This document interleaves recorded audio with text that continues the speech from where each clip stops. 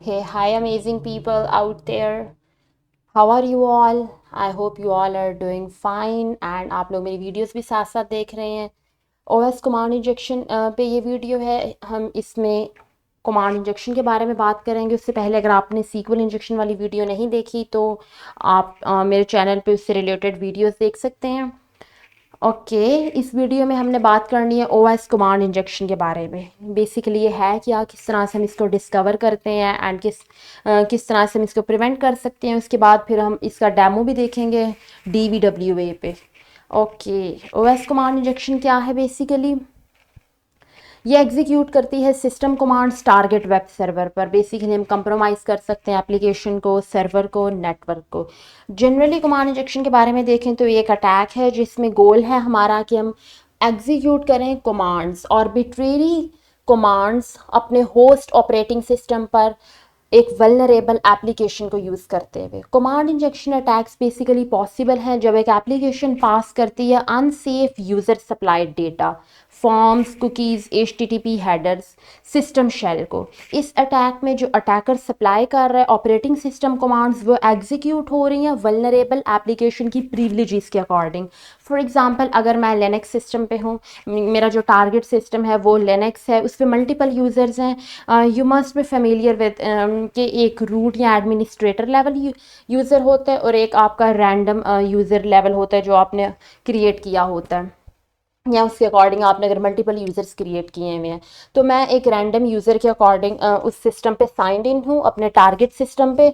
और जब मैं उस पर अटैक करती हूँ, मैं उस पर डिफरेंट सिस्टम कमांड्स रन कर रही हूँ, तो वो मेरी कमांड्स मेरी प्रिविलेज के अकॉर्डिंग रन होंगे। जो मेरा टारगेट सिस्टम में साइंड इन यूज़र है उसकी प्रिविलेजेस के अकॉर्डिंग रन होंगे। अगर वो एक नॉर्मल यूज़र है, वो एडमिन यूज़र नहीं है, तो वो एडमिन लेवल की कमांड्स भी रन नहीं कर सकता।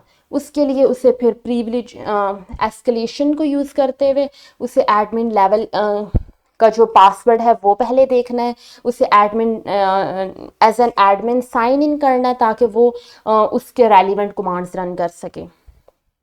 ओके, इस अटैक में जो अटैकर सप्लाइड ऑपरेटिंग सिस्टम्स हैं वो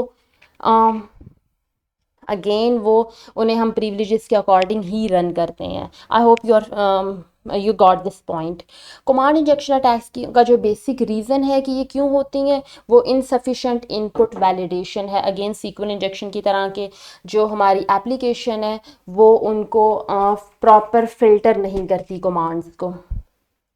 नेक्स्ट यहाँ पे हमारे पास एक एग्जांपल है, एक नॉर्मल यूज़र है, वो पिंग कर रहा है टारगेट एप्लीकेशन को, और एंड वो कमांड टारगेट एप्लीकेशन के पास जाती है और सर्वर उसके बिहाफ पे वो कमांड एग्जीक्यूट करता है। अब अगर वो सर्टन पैरामीटर या वो सर्टन फील्ड जो है वो उस पर वैलिडेशन परफॉर्म नहीं हो रही, तो वो स्पिंग के साथ या यूज़र ने जो फाइल नेम कोई और सर्टन पैरामीटर है वो उसके साथ उस स्टेटमेंट को किसी दूसरी स्टेटमेंट के साथ कंबाइन करके उस पर सिस्टम कमांड्स रन कर सकते हैं।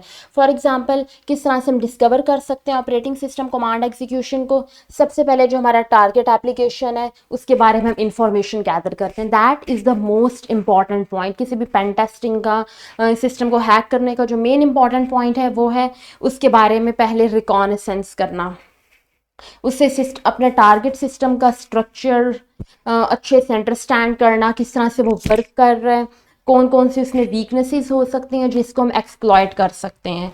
इसके अलावा यूज़र इनपुट्स को आइडेंटिफाई करना, कौन कौन से उसमें सस्पिशियस यूज़र इनपुट्स हैं जिनको हम अपने एडवांटेज के लिए यूज़ कर सकते हैं। उसके अलावा जब हमने डिफरेंट पॉइंट आउट कर लिए यूज़र लोकेशंस, फिर हम उस पर टेस्ट पेलोड सबमिट कर सकते हैं। टेस्ट पेलोड का क्या मतलब है? अगर मुझे एक सर्टन पैरामीटर मिला है तो ज़रूरी नहीं मैं मुझे पैरामीटर मिलता गया है। फॉर एग्जांपल, वो कोई फाइल नेम हो सकती है, कोई पिक्चर हो सकती है, तो मुझे वो पैरामीटर मिलता गया है तो मैं उस पर डायरेक्ट कोई रैंडम इंटरनेट से एक्सप्लॉइट उठा के वो मैं इसमें इंजेक्ट कर दूँ। It would not work this way. पहले मैं उसे अच्छे से अंडरस्टैंड करूँ। फॉर एग्जांपल, हम टेस्ट पेलोड से कर सकते हैं स्टार्ट।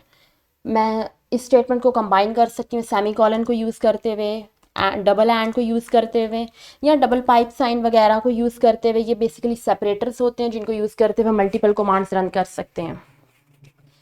तो इसके साथ मैं रैंडम जो लिनक्स कमांड्स हैं उनको यूज़ कर सकती हूँ, जैसे कि हु एम आई है।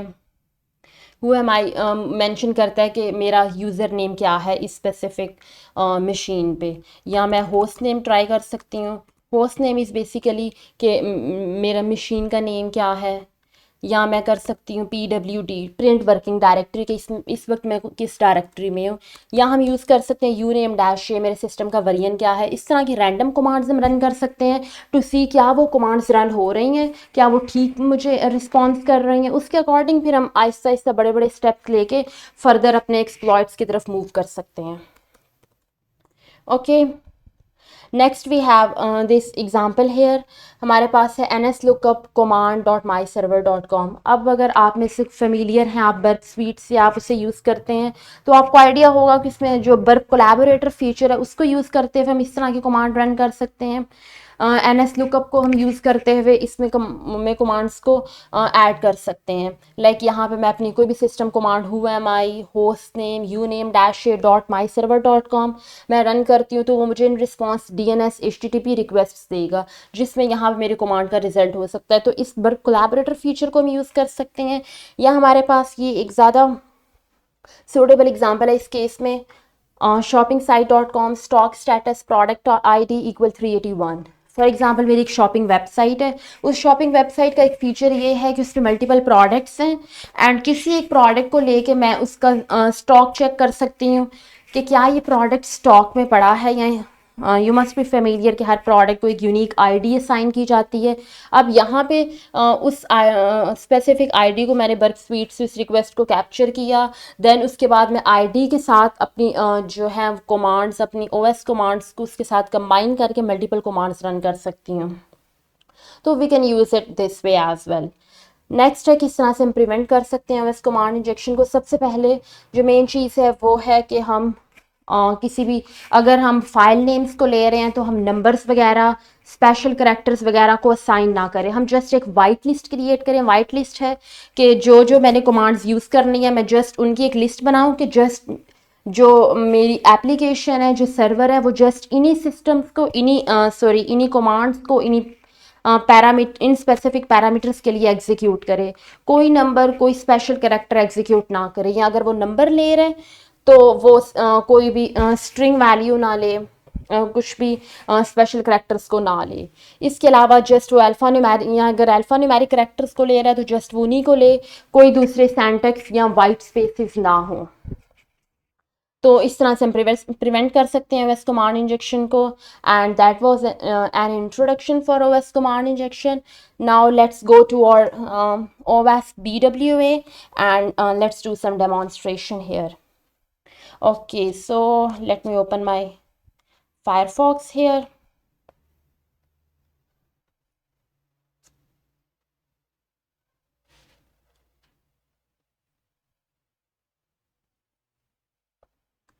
So मेरे टारगेट IP है 192.168 point, no not 1.9। Okay, testing हमने करनी है DVWA damn vulnerable web application पे। इसके डिफ़ॉल्ट क्रेडेंशियल्स एडमिन एडमिन है।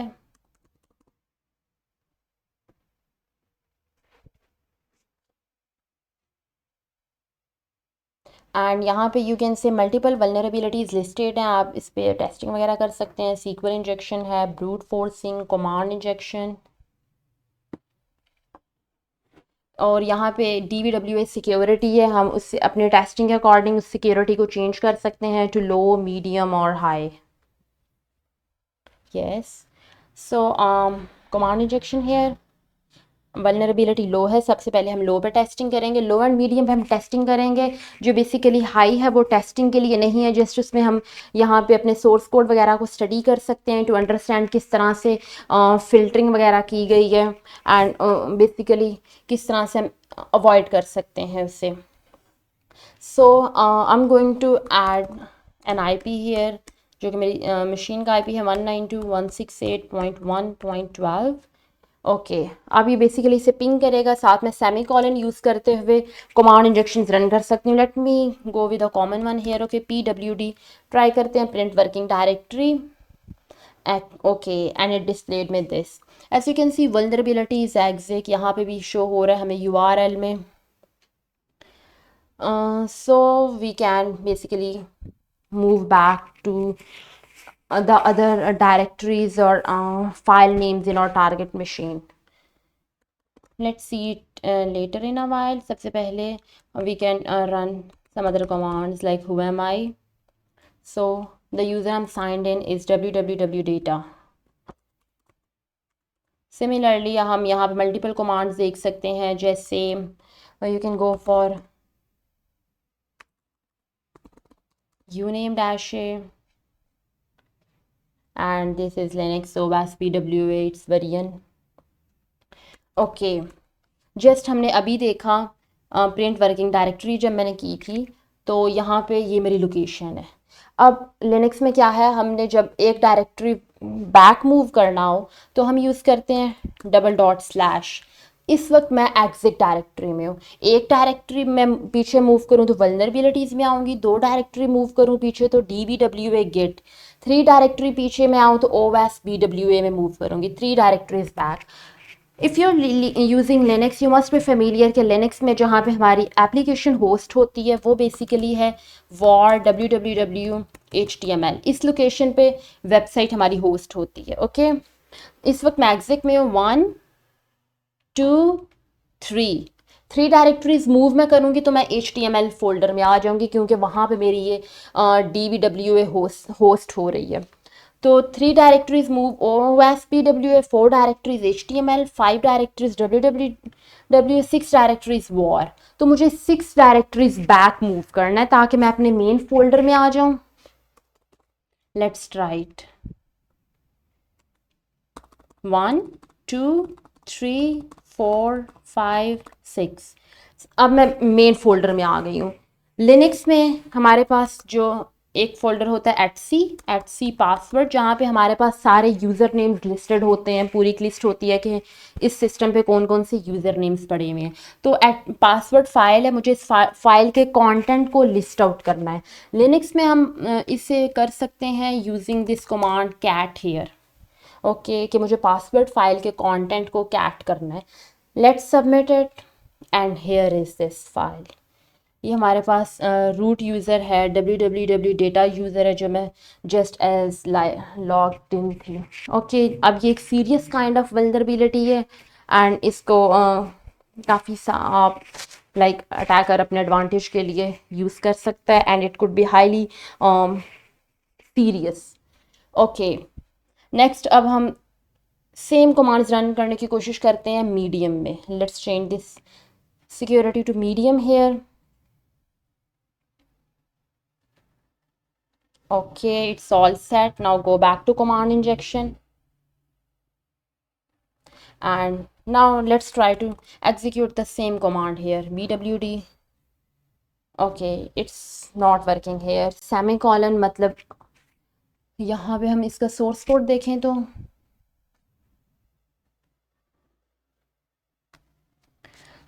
as you can see, okay, यहाँ पे हमारे पास अब फिल्टरिंग लगी हुई है। Remove any of the character in the array black list. इन दो उनको ब्लैक लिस्ट किया गया। डबल एंड मैं यूज़ नहीं कर सकती, डबल एंड मैंने यूज़ किया तो उसे यू कैन सी हेयर उसे एम्प्टी से रिप्लेस कर दिया जाएगा। इसी तरह सेमी कॉलन है, उससे भी ब्लैंक से रिप्लेस कर दिया जाएगा।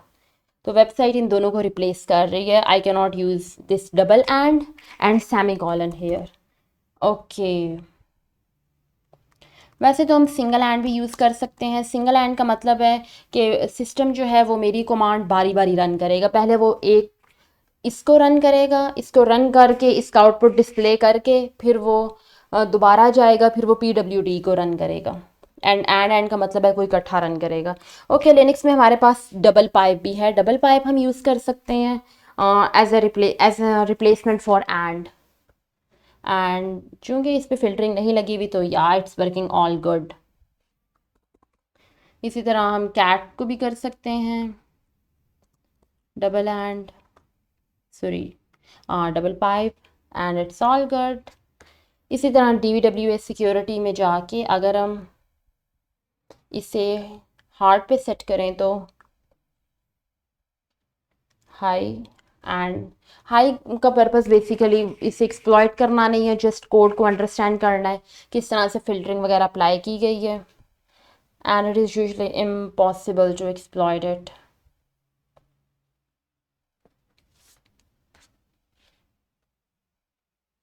या यहाँ पे आईपी को स्प्लिट किया गया 4 ऑक्टेट्स में, and you're checking if each octet is an integer, and then या यहाँ पे कमांड डैश C3 का मतलब है कि 3 पैकेट्स, सी इंडिकेट करता है कितने नंबर ऑफ पैकेट्स सेंड किए जा रहे हैं. तो C3 on allowed to have 3 number of packets, error you have entered an invalid IP. Okay, तो यहाँ पे फिल्टरिंग अप्लाई की गई है कि टारगेट से जस्ट पिंग कमांड ही ली जाए, उसके अलावा बाकी अगर कुछ आ रहा है तो उसको आईपी के बाद की जो चीज़ें हैं उनको स्ट्रिप कर दिया जाए. आईपी को भी इनफैक्ट 4 ऑक्टेट्स में लेके उसको स्प्लिट किया जा रहा है, देन उसके अकॉर्डिंग 4 ऑक्टेट्स में उन्हें एग्जीक्यूट किया जा रहा है. Okay, that was all. I hope you got the point and it was useful for you. With that, we'll end this OS command injection lecture here and see you in the next video.